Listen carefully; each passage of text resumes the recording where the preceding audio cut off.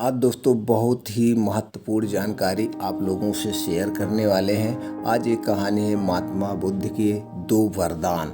दोस्तों, एक बार महात्मा बुद्ध अपने शिष्यों के साथ तीर्थ यात्रा के लिए जा रहे थे।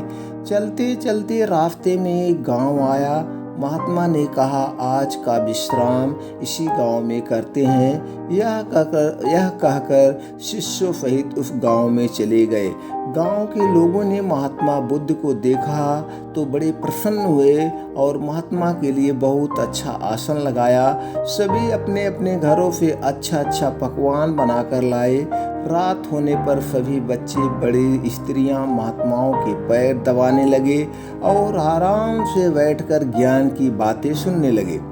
सुबह हुई तो महात्मा बुद्ध ने गांव वालों से कहा, अच्छा अब हम चलते हैं, आप सभी हम जाने की अनुमति दें।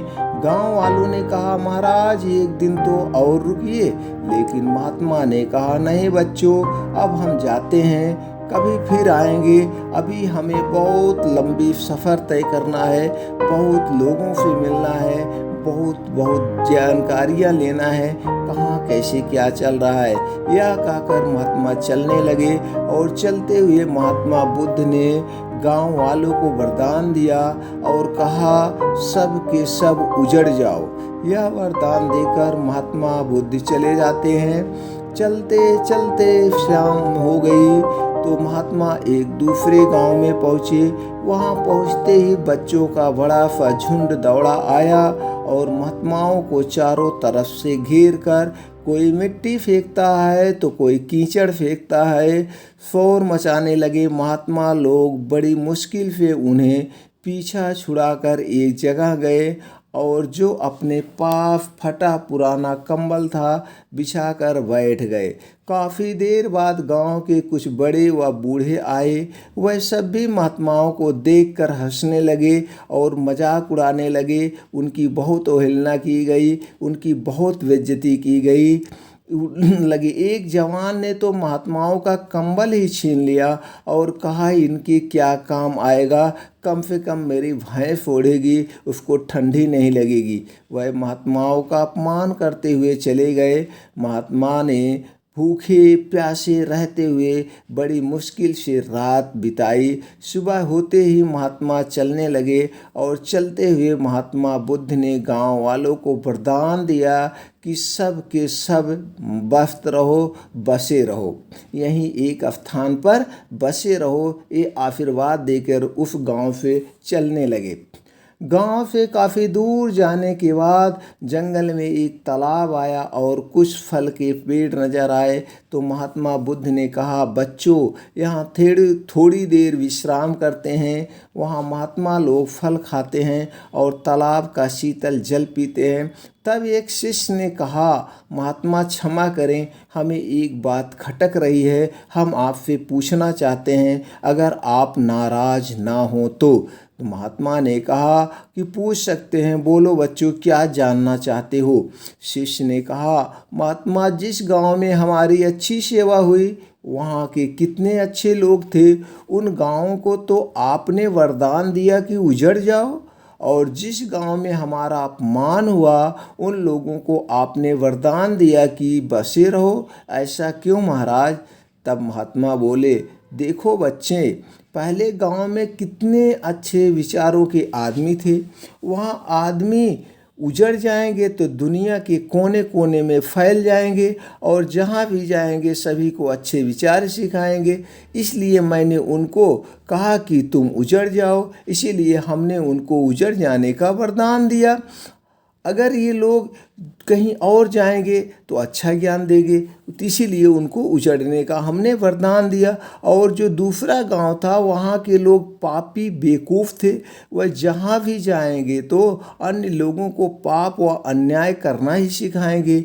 इसीलिए उनको एक जगह ही टिका रहने का हमने आशीर्वाद दिया कि जो बिगड़े हैं यहीं पे बिगाड़ें, दूसरे को बिगाड़ने ना जाएं। इसी कारण मैंने उनको यही वरदान दिया कि तुम लोग यहीं बसे रहो।